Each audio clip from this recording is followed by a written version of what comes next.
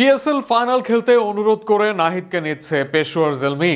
যদিও ফর্মে আছে বাবর আজমরা, তবে পাত্তায় পাচ্ছে না তাদের বোলাররা। এমন অবস্থায় শুধু ফাইনালের ম্যাচের জন্য তামিমের কাছে নাহিদকে আবদার করেছে পেশোয়ারের মালিক, আর তা মেনেও নিয়েছেন তামিম ইকবাল খান। আরও থাকছে প্রতিবেদনা। বাংলাদেশ দলের পরিকল্পনায় শুরুতে ছিল ভিন্ন ভাবনা। পাকিস্তানের বিপক্ষে টেস্ট সিরিজের আগে তরুণ পেসার নাহিদ রানাকে বিশ্রামে রাখা, কিন্তু শেষ মুহূর্তে সেই সিদ্ধান্তে পরিবর্তন এসেছে।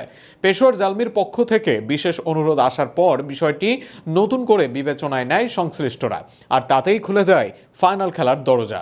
জালমির চেয়ারম্যান জাভেদ আফ্রিদি সামাজিক যোগাযোগ মাধ্যমে কৃতজ্ঞতা প্রকাশ করে জানান, ফাইনালে নাহিদকে পাওয়া তাদের জন্য বড় স্বস্তির।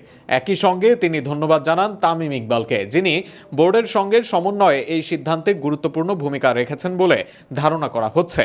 যদিও আগে থেকে পরিকল্পনা ছিল নিউজিল্যান্ড সিরিজ শেষে তাকে পুরোপুরি বিশ্রামে রাখা হবে, তবে বাস্তবতা বিবেচনায় সেই অবস্থান থেকে সরে আসে বাংলাদেশ ক্রিকেট বোর্ড। মেডিকেল টিমের মতামত ছিল, যদি ওয়ার্কলোড নিয়ন্ত্রণে রাখা যায় তাহলে বড় ম্যাচে খেলা তার জন্য ইতিবাচক প্রভাব ফেলতে পারে। রোববারের পাকিস্তান সুপার লিগ ফাইনালে নাহিদের ভূমিকা তাই সীমিত রাখা হচ্ছে। দীর্ঘ স্পেল নয়, বরং ছোট পরিসরে তাকে ব্যবহার করার পরিকল্পনা রয়েছে, যাতে ক্লান্তি বা ইনজুরির ঝুঁকি না বাড়ে।